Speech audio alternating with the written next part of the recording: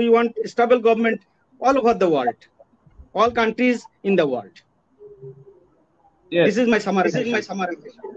Okay, thank you very much, Mr. Khalil Rahman. Please don't worry.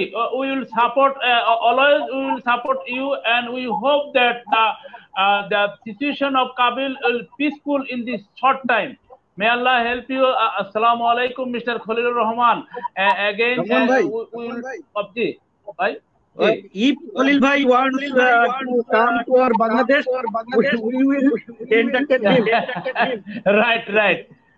না আমার খলিল ভাই কিন্তু ভীষণ মর্মাহত হয়ে গেছে, ভীষণ তার চেহারা ছিল লাবণ্য, আজকে তারা দেখলাম ভীষণ। সে আমাকে বলছে যে রহমান ভাই ঘর থেকে বের হতে পারছি না, ঘর হতে আমাদের সাংবাদিকরা নারীরা এখন কোনো টেলিভিশন পর্দায় কথা বলতে পারবে না, শুনতে পারবে না। এবং আপনি যে বলছেন যে পশতুন 80% পশতুন কানাডায় প্রচুর পশতুন সাংবাদিক আমাদের আছে, তারা কিন্তু মহিলা সাংবাদিক। আমার সাথে সকালে অনেকক্ষণ কথা হয়েছে যে আসলে কি হয়ে গেল রহমান ভাই, কি হয়ে গেল, তারা বলতে পারে না। দীপাদাস বলছে যে কি ঘটে গেল। আমি একটু বলে, আমার ধারণা এই যে ডিজিটালাইজেশন যুগে তালেবান আগের মতো থাকবে না। হ্যাঁ, কারণ তারা মেবি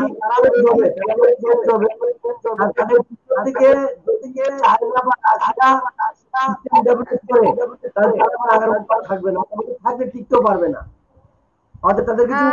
এরই মধ্যে কিন্তু ফেসবুক, টুইটার এগুলো কিন্তু তালিবান ব্যান করে দিয়েছে।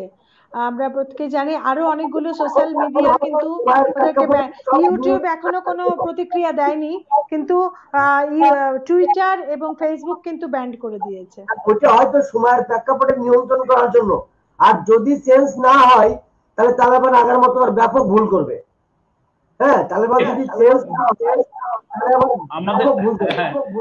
আমাদেরকে শেষ করতে হবে। মিজান ভাই, দেবাশিস দাদা এবং দীপা দাস, অনেকক্ষণ আপনারা ছিলেন, আপনাদের মূল্যবান সময় ব্যয় করে আজকে এই আলোচনায় আমরা মনে করি যে একটা ফলপ্রসূ আলোচনা হয়েছে। বিশেষ করে কাবুল থেকে ভাইয়ে এবং করাচি থেকে এবং কাঠমান্ডু থেকে আমরা যে সমন্বয়ে কথা বলেছি, আমরা পরবর্তীতে এ নিয়ে আবার কথা বলবো। দেবাশিস দা আমাদের সাথে আবারও আসবেন, দীপাদা আসবেন, ডক্টর মিজানুর রহমান তো আছেন।